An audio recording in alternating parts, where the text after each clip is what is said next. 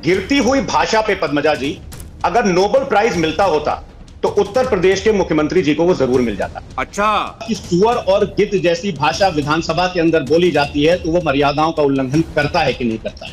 सुअर को सुअर ही कहा जाएगा और सुअर गंदगी तलाशता है, ये उसका गुण है। आप बैठ के अंधविश्वास फैलाइए ना नेशनल टीवी पर। कुंभ में जाना अंधविश्वास कहाँ से हो गया? कुंभ में जाना अंधविश्वास है। इसरो के चीफ भी चंद्रयान के लॉन्च से पहले गए कहाँ थे? मंदिर ही गए थे सर। व्यक्तिगत करो, कहाँ लिखा है कॉन्स्टिट्यूशन में हिंदू धर्म को प्रमोट करना है? कहाँ लिखा है कॉन्स्टिट्यूशन में सांस्कृतिक क्रांति होनी चाहिए? कहाँ लिखा है?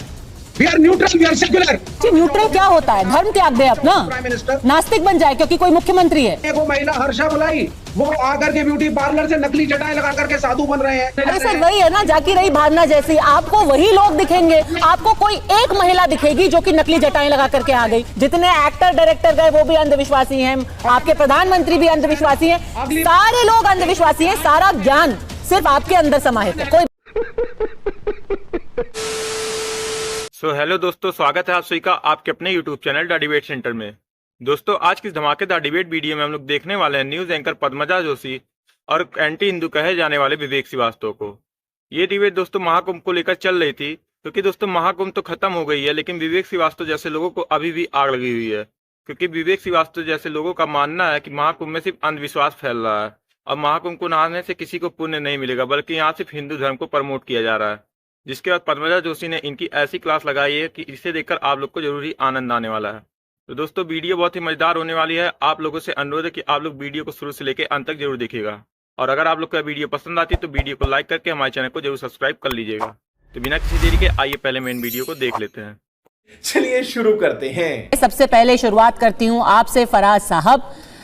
कई लोग कह रहे हैं और भारतीय जनता पार्टी तो खास तौर पर कह रही है कि जब 66 करोड़ लोग कुंभ पर पहुंचे हैं तो संदेश साफ है कि ये है एकजुट हिंदू और एकजुट हिंदू वोट। समाजवादी पार्टी से कैसे देखेगी?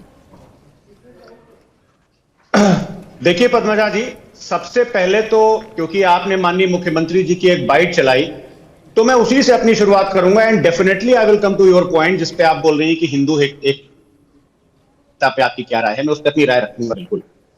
देखिए, गिरती हुई भाषा पे पद्मजा जी, अगर नोबेल प्राइज मिलता होता तो उत्तर प्रदेश के मुख्यमंत्री जी को वो जरूर मिल जाता। चाणक्य नीति में लिखा हुआ है कि प्रलय भिन्न मर्यादा भवंति किल सागरा, सागरा भेद मिछंती प्रलय पिन साधवा। इसका मतलब यह हुआ कि जिस सागर को हम बहुत गंभीर समझते हैं, प्रलय आने पर वो अपनी मर्यादा भूल जाता है और किनारों को तोड़कर जल थल को एक कर देता है। लेकिन प्रलय पिन साधवा, साधु या श्रेष्ठ व्यक्ति संकटों के पहाड़ के टूटने पर भी श्रेष्ठ मर्यादाओं का उल्लंघन नहीं करता है। पद्मजा जी, ये आपको डिसाइड करना पड़ेगा और टीवी 9 भारतवर्ष के करोड़ों दर्शकों को डिसाइड करना पड़ेगा कि सुअर और गिद्ध जैसी भाषा विधानसभा के अंदर बोली जाती है तो वो मर्यादाओं का उल्लंघन करता है कि नहीं करता। अच्छा, ठीक है, इसी की चर्चा पहले कर लेते हैं। राकेश त्रिपाठी, बताइए, कुंभ को लेकर के इस तरीके की अमर्यादित भाषा, इस तरीके की राजनीति क्या है? इसको सुअर को तो नहीं कहा गया है। किसी व्यक्ति को सुअर कह दिया हो, किसी नेता को सुअर कह दिया गया होता तो निश्चित तौर पर आपत्तिजनक होती, अभद्र होती, इसकी कठोर शब्दों में निंदा होती। लेकिन सुअर को सुअर ही कहा जाएगा और सुअर गंदगी तलाशता है, ये उसका गुण है। इस गुण की चर्चा अगर मुख्यमंत्री जी ने की है तो मुझे लगता है इस बात को लेकर के कोई हायतौबा नहीं बचनी चाहिए। अगर गिद्ध की ये प्रवृत्ति है कि वो मांस नोचने के लिए लाश तलाशता है, तो मुझे लगता है इस प्रवृत्ति की अगर चर्चा मुख्यमंत्री जी ने की है तो इसको लेकर के कोई आपत्तिजनक बातचीत नहीं होनी चाहिए। बात तो सही है। अवधेश जी, क्या ये सही है इस तरीके की राजनीति करना?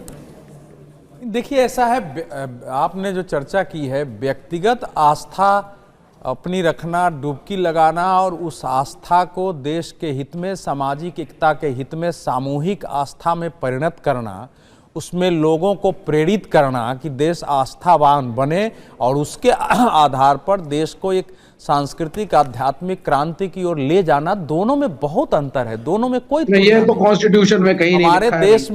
हमारे देश में अनेक वामपंथी मित्र इंक्लूडिंग विवेक श्रीवास्तव घरों में पूजा करते हैं, लेकिन बाहर पूजे पाठ को अंधविश्वास बताने का एक प्रचलन था। अब इसको दूसरे रूप में समझिए। और आपको एक दिलचस्प बात बताऊं, आज डीके शिव कुमार, आज उनको जाना था आदि योगी के लिए महाशिवरात्रि में, उसके पहले उनको बकायदा बाइट देनी पड़ी कि देखिए मैं जा तो रहा हूं महाशिवरात्रि की पूजा के लिए, लेकिन मैं सभी धर्मों का सम्मान करता हूं, मैं बीजेपी के करीब नहीं जा रहा, मैं सिर्फ महाशिवरात्रि की पूजा करने जा रहा हूं। उनको बकायदा सफाई देनी पड़ी। तो इस समय के कांग्रेस के नेतृत्व का ऐसा दबाव है मनोवैज्ञानिक। देखिए डीके शिव कुमार ने तो जब चुनाव था तब भी कहा कि मैं हनुमान जी का मंदिर बनवाऊंगा जगह जगह। जो कुंभ में जो इस समय जो कुछ भी हमने एक जन समूह देखा है जो अभूतपूर्व अकल्पनीय है, और वहां से जो लोग निकल रहे हैं, मैंने तो किसी भी एक व्यक्ति के मुंह से नहीं सुना कि मैं यहां से खिन्न होके, दुखी होके या अव्यवस्था से असंतुष्ट होकर जा रहा हूं। जबकि समस्याएं हैं वहां, भीड़ है वहां, जब भीड़ में आपको दिक्कत होती है तो राजनीतिक तौर पर ये समूह जो है परेशानी पैदा कर रहा है। ऐसे ही है हमारे दुनिया में परिवर्तन की एक रूपरेखा। आपको पिछली बार भी मैंने बताया था कि 1789 से ही लगता है, जैसे उससे पहले अमेरिका ने 1776 में युद्ध किया, 1789 से ही लोग रोटी रोटी चिल्लाते जो बढ़ रहे हैं मैरी एंटवाइनेट के जो है राजमहल की ओर, या जो माओ त्से तुंग के साथ जो है रूट मार्च चल रहा है, रेड मार्च, वही क्रांति है। भारत ने हमेशा आध्यात्मिक सांस्कृतिक क्रांति की बात की है। राजनीतिक क्रांति का हमारे यहां महत्व उतना नहीं है, राजनीति भी उस क्रांति में सहयोग करे। तो आप कह रहे हैं ये सांस्कृतिक क्रांति का हिस्सा है, ये महाक्रांति की शुरुआत है, ये संकेत है। सही पकड़े हैं विवेक श्रीवास्तव। तो ये क्रांति का रूप ले रहा है, और क्या इसी से परेशानी हो रही है, इसीलिए रोज कुछ ना कुछ नुक्स निकालने की कोशिश की जा रही है और सारा ध्यान उसी पर रखा जा रहा है कि कमियां क्या है। क्या फर्क है? नहीं, आप सुनिए पहले थॉट प्रोसेस में क्या फर्क है। मुझे तो पहले ये बताइए, ये अवधेश जी बता दें या इसके पहले आचार्य जी बैठे थे वो बता दें कि भैया कॉन्स्टिट्यूशन में कहां लिखा है कि it is the duty of the government to promote one religion. ये कहां लिखा है कॉन्स्टिट्यूशन में? ऑन द कॉन्ट्ररी कॉन्स्टिट्यूशन यही मेरे टेबल पे पड़ा हुआ है। प्रमोट कौन कर रहा है रिलीजन? किसी भी धर्म को प्रमोट कहां किया जा रहा है? अगर सैकड़ों लोग महाकुंभ में जा रहे हैं तो उनके लिए व्यवस्था करना प्रमोट करना है क्या? This is not the job of the धर्म और रिलीजन में अंतर है। धर्म हमारे कर्तव्य की दृष्टि से है। नहीं, आप मुझे बोलने दीजिए, फिर आप मुझे काउंटर करिए। ठीक है, आप सुनिए। It is not the job of the government to do सांस्कृतिक क्रांति। मेरा कॉन्स्टिट्यूशन क्लियरली बोल रहा है the state has to be neutral. आपका काम कुंभ को फैसिलिटेट करना है। न्यूट्रल क्या होता है? न्यूट्रल क्या होता है कि आदमी पूजा करना बंद कर दे, आदमी अपना धर्म का निर्वहन बंद कर दे। मठाधीश के रूप में इनविटेशन देकर के लोगों को बुलाएं, उनका अधिकार है। अरे विवेक जी, न्यूट्रल क्या होता है? धर्म त्याग दे अपना, प्राइम मिनिस्टर नास्तिक बन जाए क्योंकि कोई मुख्यमंत्री है या प्रधानमंत्री है तो कहे मेरा कोई धर्म ही नहीं है। नास्तिक बन जाए भैया, कॉन्स्टिट्यूशन को देख तो फिर बोल दो। कॉन्स्टिट्यूशन में कहां लिखा है कि कोई आदमी अपने धर्म का त्याग कर दे क्योंकि वो मुख्यमंत्री या प्रधानमंत्री बना है? व्यक्तिगत करो। कहां लिखा है कॉन्स्टिट्यूशन में कि हिंदू धर्म को प्रमोट करना है? कहां लिखा है कॉन्स्टिट्यूशन में सांस्कृतिक क्रांति होनी चाहिए? कहां लिखा है? We are neutral, we are secular. कौन है ये पागल आदमी?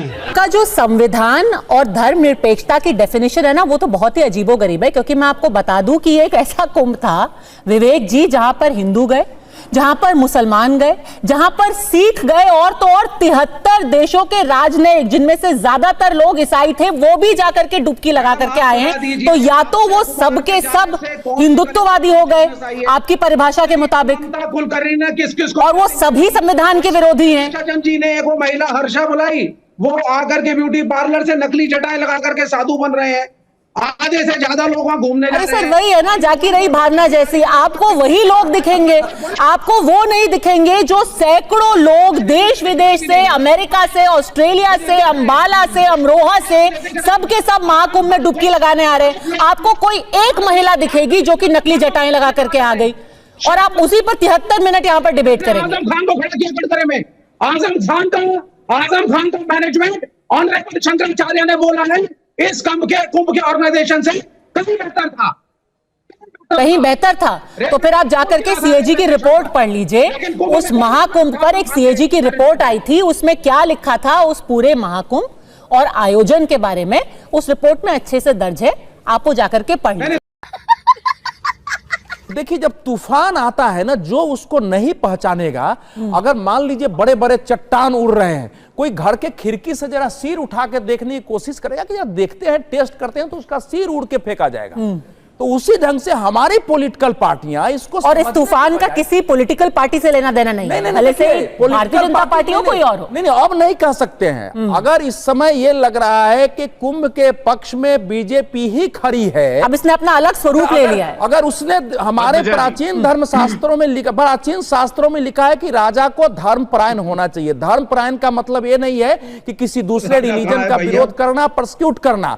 धर्मपरायण का मतलब जो कुछ भी अच्छा हो उसका साथ देने वाला होना चाहिए। तो अगर मैं ये कह रहा हूं कि करोड़ लोग एक साथ डुबकी लगाते हैं, उनका मन शांत होकर बाहर निकलता है और वो जो कल्याण के भाव से एनर्जी निकलती है वो हमको आपको दिखाई नहीं देती है। तूफान को ये हम पहचानिए। मान लेंगे कि 60 करोड़ लोग वहां आए, डुबकी लगाए, उन्होंने देश विश्व की दुआ के, उसका कोई अब असर 60 ही करोड़ नहीं होगा। लोग जाकर ये के पॉलिटिकल देश की सेवा पार्टियों करने जा की रहे हैं। भूल है। तो इसलिए जितने विषय उठा रहे हैं वो एक संघर्ष का विषय है। सामाजिक न्याय में के पूर्णता में कमी है, वो होना चाहिए, लेकिन उसके लिए हम केवल बीजेपी को कटघरे में खड़ा करें और सबके लिए कुंभ को आधार बना दें, फिर तो वो कुंभ की विवेक परिणति जी, ऐसे नहीं होने वाली। और ये एक तूफान है, इसका मजाक उड़ाएंगे तो अपना ही नुकसान करेंगे आप। नहीं, मजाक और क्या होता है, एक साइंटिफिक टेम्परामेंट आदमी के अंदर होना चाहिए, अपने अपने धार्मिक साइंटिफिक क्या है? भले से ही आप जितनी भी साइंटिफिक टेम्परामेंट की बात कर लें, आप इसरो के चीफ से ज्यादा साइंटिफिक टेम्परामेंट तो ना मेरे में है और शायद आप में भी नहीं होगा। इसरो के चीफ भी चंद्रयान के लॉन्च से पहले गए कहां थे? मंदिर ही गए थे सर। तो साइंटिफिक टेम्परामेंट की तो खैर बात मत कीजिए, अपनी बात बोलिए। और इसी तरीके के बार बार जब आप मजाक उड़ाएंगे तो नुकसान अपनी ही पार्टी का करेंगे। नहीं, आप बैठ के अंधविश्वास फैलाइए ना नेशनल टीवी पर। कुंभ में जाना अंधविश्वास कहां से हो गया? पार्टी है, कुंभ में जाना अंधविश्वास है? अंधविश्वास यहाँ बैठ करके।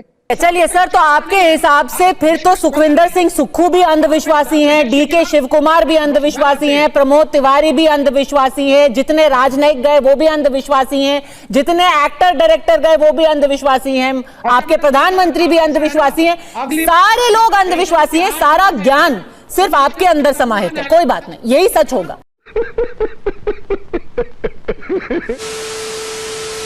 तो दोस्तों, वीडियो में अंत तक बने रहने के लिए आप लोगों का धन्यवाद। उम्मीद करता हूं आज विवेक श्रीवास्तव की ये धुलाई देखकर आप लोग को जरूर ही मजा आया होगा। अगर आप लोग को वीडियो पसंद आती है तो वीडियो को लाइक करके हमारे चैनल को जरूर सब्सक्राइब कर लीजिएगा और इस डिबेट के बारे में आपकी जो भी राय होगी हमें कमेंट करके जरूर बताइएगा। तो मिलते हैं दोस्तों आप सबसे एक और नए धमाकेदार डिबेट वीडियो के साथ। तब तक के लिए आप अपना और अपने पूरे परिवार का ख्याल रखिए। जय हिंद, जय भारत।